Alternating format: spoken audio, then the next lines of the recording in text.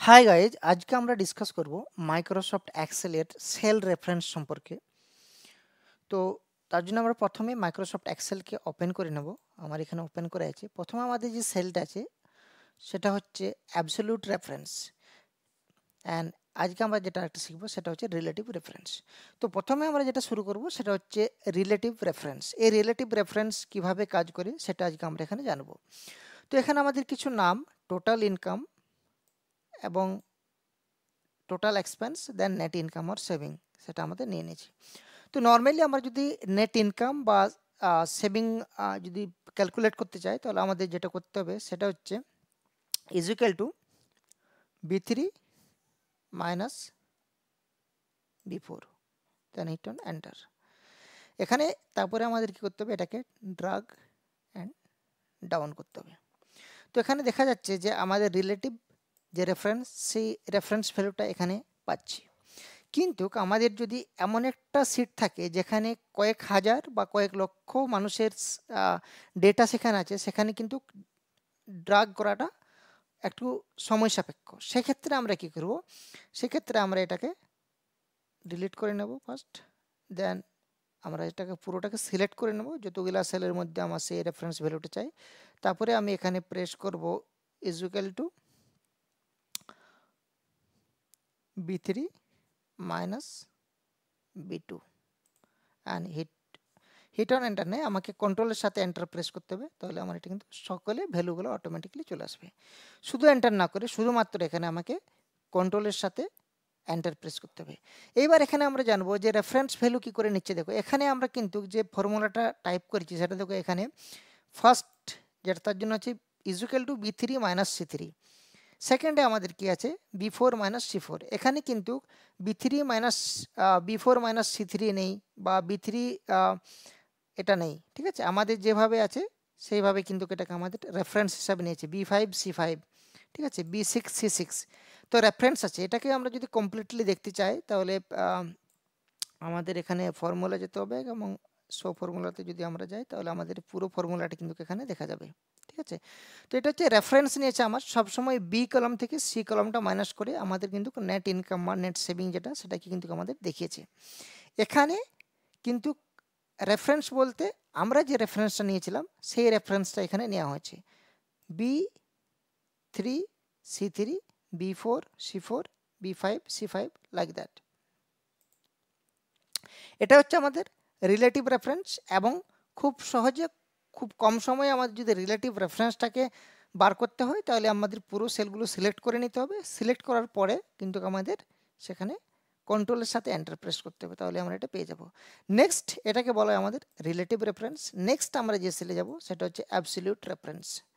এই অ্যাবসলিউট রেফারেন্সের জন্য আমাদের এখানে নেওয়া হয়েছে একটা কিছু স্টুডেন্টের নাম এবং মার্কস, টোটাল মার্কস 100, তার মধ্যে তার যে নাম্বারটা পাইছে সেটা এখানে নেওয়া হয়েছে। আমাদের এখানে পার্সেন্টেজ বার করতে হবে। তাহলে টোটাল মার্কস 100 এখানে যারা পাইছে সেগুলো আমরা কিন্তু টোটাল আমরা বার করব। তার জন্য আমাদের কি করতে হবে, ইকুয়াল টু এখানে আমার কি আছে B4, তাহলে B4 by B3 and hit on enter. তাহলে 65%। একই রকমভাবে এটাকে সিলেক্ট যদি আমরা করি অ্যান্ড ড্রাগ অ্যান্ড ডাউন করি, তাহলে দেখা যাবে যে এখানে 56% হওয়ার কথা ছিল, যেহেতু 100-এর মধ্যে আমাদের 56 পেয়েছে, কিন্তু এখানে পেয়ে গেছে 86। 76-এর কোথায় 136, এটা অ্যাবসলিউটলি রং। একই রকমভাবে আমরা 98-এর জায়গায় 98 পাওয়ার কথা ছিল 98%, বাট এখানে আমরা পেয়েছি 146%। ঠিক আছে, তো এখানেও আমরা যদি দেখি যে ফর্মুলাটি কি আমাদের অ্যাপ্লাই হয়েছে, সব ফর্মুলাতে যাই, তাহলে আমাদের দেখা যাবে B4 বাই B3 প্রথমে তো আমাদের হয়েছে B4 মানে হচ্ছে 65 বাই B3 মানে 100, কিন্তু আমরা যখন আমান এখানে চলে যাচ্ছি রো 5-এ, ঠিক আছে, তখন দেখা যাচ্ছে যে B5 তো নেওয়া হয়েছে এটা, ঠিক আছে, এটা B5 নেওয়া হয়েছে, বাট আমাদের রেফারেন্সে নেওয়া হয়েছে B4 নেওয়া হয়েছে, মানে 65কে নেওয়া হয়েছে, রাইট। তো আমাদের রেফারেন্সটা এখানে আগের ফর্মুলার থেকে নেওয়া হচ্ছে, কিন্তু এখানে আমাদের 100টাকে ফিক্সড রাখতে হবে। অ্যাবসলিউট যে আমাদের ফর্মুলা আছে বা অ্যাবসলিউট যে আমাদের রেফারেন্স আছে সেখানে 100 যে মার্কসটাকে সেটা কিন্তু সবার ক্ষেত্রে সেম থাকবে, তাহলেই কিন্তু আমরা অ্যাকচুয়াল ভ্যালুটা পাবো। তার জন্য আমাদের কি করতে হবে, আমরা এটাকে করলাম নেক্সট অ্যাবসলিউট রেফারেন্সের জন্য আমরা এটাকে প্রথমে রিমুভ করে নেব, এখান থেকে ডিলিট করে দিলাম। Then is equal to B4 by B3,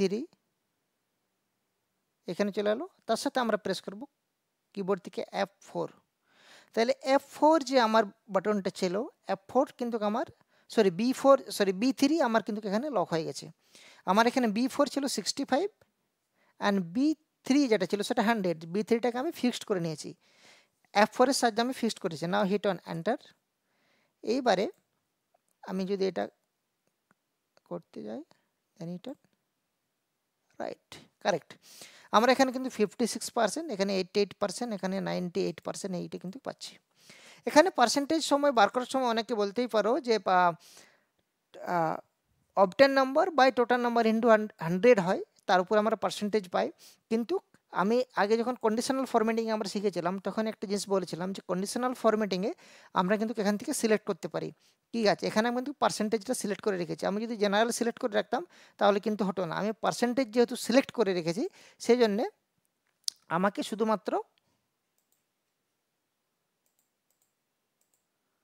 শুধুমাত্র নাম্বারটা দিলেই হয়।